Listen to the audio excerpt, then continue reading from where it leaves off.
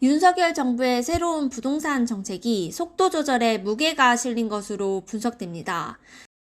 대통령직 인수위원회는 오늘 부동산 정책 등을 포함한 110대 국정과제를 발표했습니다.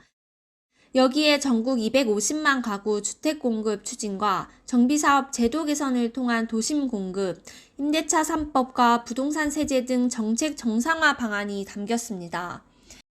임대차 3법의 경우 점진적 개선이 이뤄질 전망입니다. 시장 혼선 최소화와 임차인 주거 안정 등을 고려한 제도 개선이 이뤄져야 한다는 것이 국정과제 내용입니다. 안전진단 기준과 재건축 초과이익 환수제 개편 등 정비사업 규제 완화 공약도 속도 조절이 예상됩니다. 어제 열린 인사청문회에서 원희룡 국토교통부 장관 후보자는 이 같은 제도 변화는 재건축 시장을 자극하고 시장 혼란을 야기할 수 있어 신중하게 접근해야 한다는 생각을 드러내기도 했습니다. 반면 일기 신도시 정비사업은 속도를 낼 것으로 보입니다.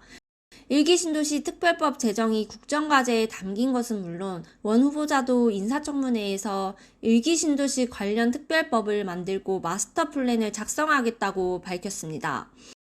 인수위의 국정과제 발표에도 부동산 정책 방향이 명확하지 않다는 평가가 나오는 가운데 지방선거 전까지 이 같은 기조는 유지될 것이란 전망이 나옵니다.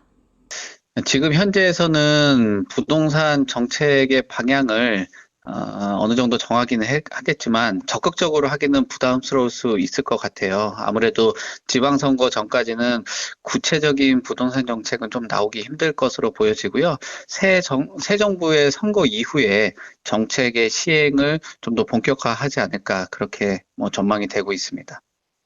정책 방향 제시가 뚜렷하지 않은 상황에서 내달까지 시장의 관망세는 이어질 것으로 보입니다. 뉴스토마토 김성은입니다.